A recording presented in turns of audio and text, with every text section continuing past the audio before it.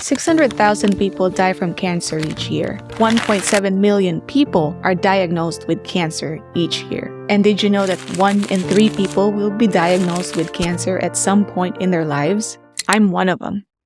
I was diagnosed with cancer at age 18 and it metastasized to my lungs and lymph nodes. I underwent surgery, radiation, treatment, and lived with it for 12 years. I easily get sick, but I did all I can to be healthy as best as I could. Until my husband and I got COVID in 2022 when we visited our family in the Philippines. We both completed the 4 vaccines before that happened, by the way. My husband recovered within a week, no problem, but I didn't.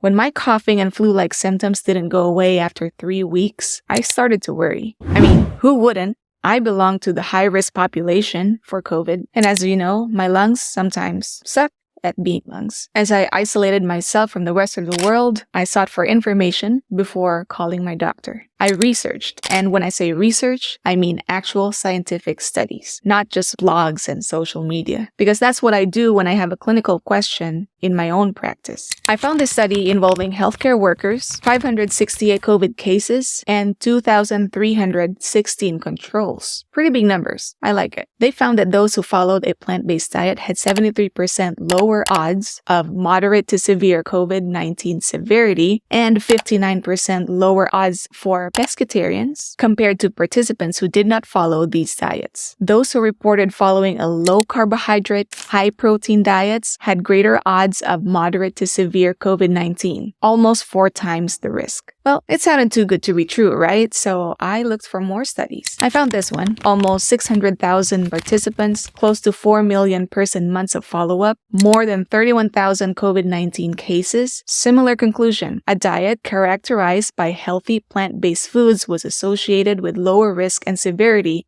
of COVID-19 if you happen to be infected by it. So I spent the full day researching around the same topic. The next day, I decided to try going plant-based. I was desperate, okay? I had to get better so I can go back to work and see my lovely patients again. Based on what I learned from reading, I came up with a plan on how to transition to it properly. Yes, you do have to plan it well. I showed my plan to my husband. He's not into junk foods as much as I am, but our staples were meat, chicken, and rice. So I told him, I'm gonna try this one. It's okay if you don't want to. I'm just letting you know. To my surprise, he said he's gonna go plant-based with me. My cough was gone in about a week or 2, but I still had a generalized weakness and some muscle pain. Slowly, it went away. A couple more weeks into it, I found that I wasn't constipated anymore. In fact, my number 2s had become more blissful when it used to be a struggle. When I noticed that my menstrual cramps had become milder without the painkillers, I was like, I'm gonna keep doing this. Fast forward, I didn't stop studying. I also read books like How Not to Die by Dr. Michael Greger, The Proof is in the Plants by Simon Hill, Proteinaholic by Dr. Garth Davis, The China Study by T. Colin Campbell, and many more. I got a scholarship for the Plant-Based Nutrition Certificate from Cornell University's eCornell and completed it. I also became a certified nutritional physical therapist. I did all of this for me because I'm the type that takes matters into my own hands. I wanted to learn for it myself and be well equipped in this area. Plus, my health, my greatest asset, is my personal responsibility. I also changed my diet for my husband. I hate causing him stress because of my illness. Around that time, I did my regular lab tests and checkup with my doctor. This one, I was hoping a little bit, but I didn't want to expect too much because for so many years, I always come home disappointed from my doctor's visits. Now, close to 6 months after going plant-based, my cancer biomarkers went down 70%. My white blood cells, which have always been low for as long as I can remember, are now within normal levels. We repeated the same test 2 months later, and the cancer biomarkers went down another 5%. No meds, no magic pills, no expensive supplements or powdered superfoods. I couldn't believe it.